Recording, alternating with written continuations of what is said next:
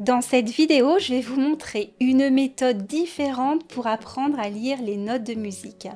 C'est une méthode que j'ai découverte en m'intéressant à la pédagogie codale. Je vais vous montrer comment lire les notes de musique de façon relative. La méthode classique pour apprendre à déchiffrer des partitions, à lire la musique, c'est en fonction des clés de mémoriser la position sur la portée de chaque note. La difficulté, ça peut être pour certains d'avoir tendance à s'en mêler entre les 5 lignes.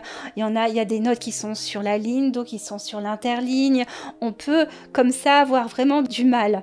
Après, l'autre difficulté, c'est quand on est amené à lire d'autres clés, comme la clé de Fa, quand on fait du piano et qu'on doit faire clé de Sol, clé de Fa en même temps, eh bien, il va falloir pour la clé de Fa mémoriser d'autres positions sur cette même portée de 5 lignes. Donc pareil, on peut s'en mêler, ça peut être un petit peu difficile. Après, encore plus difficile quand on fait du solfège à un certain niveau, comme ça a été mon cas, et qu'on doit en même temps, en plus, lire les clés du 1, 2, 3, 4, avec à chaque fois des positions à mémoriser. Franchement, il y a de quoi s'arracher les cheveux. Et moi, je vois cette méthode par mémorisation, pour moi, ça me fait un petit peu penser à la méthode globale quand on apprend à lire, où on va lire des mots, on va au départ, au lieu de comprendre, au lieu de partir sur une méthode par déduction, on va directement lire et mémoriser les mots. Et c'est comme ça qu'on va apprendre à lire, avec derrière toutes les difficultés des enfants qui sont dyslexiques, qui vont s'emmêler entre les mots, les lettres, et ça peut poser comme ça beaucoup de problèmes de lecture et puis derrière d'orthographe. Alors que quand on passe par la méthode syllabique, eh bien, on va apprendre une méthode qui est logique. On va apprendre déjà à distinguer les différents sons, le T, le M, le F, et puis les voyelles, les I. On va apprendre que T et O, ça fait to, que T et I, ça fait ti. Donc cette méthode syllabique, au départ peut-être qu'elle est un petit peu plus laborieuse, mais derrière, ça va être beaucoup plus simple d'apprendre à lire et de comprendre comment ça fonctionne la lecture, parce que on fait travailler vraiment notre réflexion. Et là, la méthode dont je vais vous parler, elle est un petit peu plus proche, on va dire, de cette méthode syllabique, c'est-à-dire que on va apprendre, donc en Hongrie, c'est comme ça que les enfants apprennent, ils apprennent à lire les notes de musique de façon relative. Et non, ils vont pas apprendre à retenir des positions sur la portée, mais ils vont apprendre à lire les notes les unes par rapport aux autres. On va leur dire le do il est ici, et ils vont pouvoir à partir de ce do déduire toutes les autres notes. Alors comment ça fonctionne ? Eh bien, pour vous l'expliquer, je vais vous prendre ma main avec qui symbolise les 5 lignes de la portée. Voyez ? Donc, si le do, par exemple, on décide, parce que en fonction des clés, le do, il va changer de position. Par exemple, quand on est en clé de Fa, je vais prendre le plus simple, le do, il va se trouver ici. Quand on est en clé de Sol, le do, il va se trouver sur une petite ligne qui se trouve en dessous des 5 lignes. Quand on est en clé du 1, le do, il est ici. En clé du 2, le do, il est ici. 3, 4. Je vais vous montrer donc comment lire. On se fiche si on est en clé de Sol, clé de Fa, clé du tout ou autre. Le tout, c'est de se dire, voilà, imaginons que le do, il soit ici. Eh bien, on va se dire do, mi, sol, mi, do. On sait que la deuxième ligne, c'est le mi, et la troisième ligne, c'est le sol. Do, mi, sol, si, sol, mi, do. Do, ré, en interligne, mi, fa, sol, la, si, do. Et si on change maintenant la position du do, imaginons qu'il soit ici dans l'interligne. Donc ça va faire pareil. On va voir do dans les creux. Mi, sol, mi, do, ré, do, fa, do, sol. Et ça c'est le la, si, do, si, la, sol, fa, mi, ré, do, mi, sol, si, sol, Do. Et voilà, donc si on partait du Do de notre clé de Sol, très vite, une fois qu'on a retenu ce schéma, on a vu que quand on est sur une première ligne, c'est le Do, par exemple. Après la deuxième ligne, ça va être le Mi, la troisième ligne, le Sol, la quatrième ligne, le Si. Ça, c'est des choses à retenir. Si par exemple le Do, il était ici, eh bien on va se dire Do ici, Do, Mi, Sol, Mi, Do, Do, Ré dans l'interligne, Fa, La, Fa, Ré, Do, Do sur la ligne qui est en dessous. Donc ça, c'est la clé de Sol. En partant de la clé de Fa, pareil. Do, Mi, Sol, Mi, Do, Do, Ré, Fa, La, Fa, Ré, Do. Effectivement, si on lit qu'en clé de Sol et qu'on n'a pas de difficulté à mémoriser les positions des notes, peut-être que cette méthode, elle peut pas être forcément adaptée, utile. Mais il y a quand même d'autres avantages. Là où cette méthode, elle est vraiment fantastique, eh bien, c'est pour pouvoir chanter à vue une partition, c'est-à-dire si j'ai une partition, j'ai pas besoin de mon instrument pour pouvoir la chanter correctement. Et même s'il y a plein de dièses et de bémols à la clé.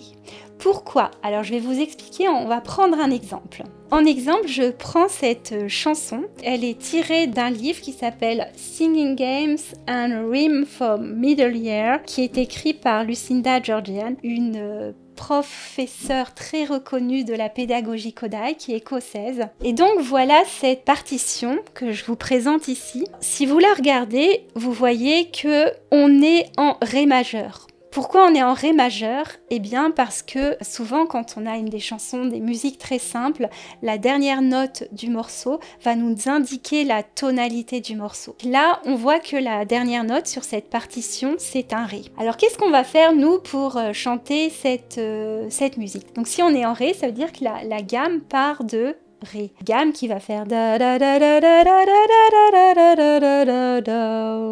On a deux possibilités. La première, c'est de chanter à partir de ce Ré, de chanter exactement les notes qu'on lit sur cette partition en clé de Sol. Mais ça pose des difficultés parce que moi j'aime beaucoup chanter à partir du Do. Pour moi, c'est très facile parce que je me suis entraînée. C'est quelque chose de naturel. Do, mi, sol, mi, do, do, ré, mi, fa, sol, fa, mi, ré, do. Do, si, la, sol, sol, fa, mi, ré, do. Alors si je devais chanter ré, mi, fa, dièse, sol, la, si, do, dièse, ré, do, si, la, sol, dièse, non, ré, do, si, ré, do, dièse, si, la, sol, fa, mi, ré. Pour moi, c'est beaucoup plus difficile.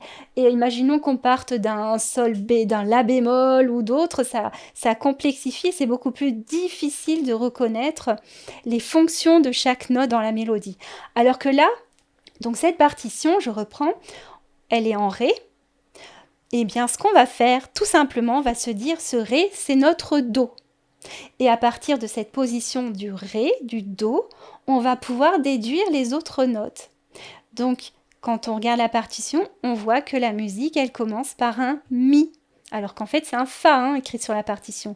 Donc, c'est Mi, sol, sol, mi, la, sol, fa, mi, sol, ré, mi. Mi, sol, sol, mi, la, sol, fa, mi, sol, ré, do. Et donc, en Hongrie, les enfants, mais jusqu'à un âge très avancé, et même dans des chorales de très haut niveau, on utilise uniquement cette méthode. Donc moi, cet été, je suis partie faire un séminaire de 15 jours en Hongrie, à Kecskemét, c'est une petite ville à côté de Budapest, donc à l'Institut Kodály. Tous les matins, on participait à une chorale, on chantait des œuvres vraiment complexes, et toutes ces œuvres qui étaient écrites dans des tonalités différentes, avec en plus dans les morceaux des modulations, eh bien, on les chantait que en retransposant, en remettant tout sur la base de Do ou de La quand on est en mineur. Et à chaque fois qu'il y avait une modulation, eh bien, hop, on rebasculait pour redonner le Do, pour remettre au niveau du Do, malgré le changement de tonalité. En tout cas, super méthode pour pouvoir lire comme ça à vue une partition sans être obligé de passer sur son instrument à partir du moment évidemment où on s'est entraîné à chanter Do, Mi, Sol, Mi, Do. Autre avantage et pas des moindres, c'est celui de pouvoir écrire une mélodie que j'entends. Cette méthode, elle m'aurait vraiment aidée quand j'étais en cours de solfège et que je devais faire ces dictées mélodiques. Et franchement, je m'arrachais vraiment les cheveux, pardon. Surtout quand il s'agissait de musique avec plein de dièses et de bémols à la clé, c'était encore plus compliqué parce que ça me demandait d'avoir une certaine oreille absolue. En tout cas, moi, je pensais que c'était la seule façon d'y arriver ou bien de pouvoir reconnaître les intervalles entre les notes. Mais dès que j'avais un petit erreur d'intervalle, alors tout était décalé. Et puis, enfin bref, c'était très difficile pour moi. Je vais vous donner un exemple de ce qu'on peut faire. Là, je suis en train de jouer Frère Jacques au piano en mi majeur. Alors, mi majeur, c'est une tonalité où il y a 4 dièses à la clé. Il y a quoi? Il y a le fa dièse, il y a le do dièse, il y a le sol dièse et il y a le ré dièse. Alors, si je devais l'écrire en pensant à la tonalité mi majeur, je me dis, bon, ben, c'est un mi. Alors, mi, fa dièse, sol dièse, mi, fa dièse, sol dièse, mi. Sol dièse, la, si. Bref, pour moi, c'est compliqué. Alors, la solution, c'est se dire, voilà, ça, c'est OK. On est en mi majeur, donc j'indique ma note en mi et je me dis que c'est mon do. Do, ré, mi, do. Do, ré, mi, do. Mi, fa, sol. Mi, fa, sol. Sol, la, sol, fa, mi, do. Sol, la, sol, fa, mi, do. Après do, le sol c'est un peu plus compliqué. Sol, do. Et voilà, donc moi j'aurais vraiment aimé connaître cette méthode quand je prenais des cours de solfège. Je vous remercie de m'avoir écouté jusqu'au bout. Si cette vidéo vous a plu, n'hésitez pas à mettre des petits pouces bleus. Je serais ravie d'avoir des retours, que vous me disiez ce que vous en avez pensé. Est-ce que ça vous a intéressé? Est-ce que vous avez des questions? Est-ce que vous avez des remarques? Et puis bien sûr, si vous avez envie de continuer à me suivre, eh bien abonnez-vous et vous pouvez également activer la cloche pour pouvoir être informé des sorties des prochaines vidéos. À très bientôt.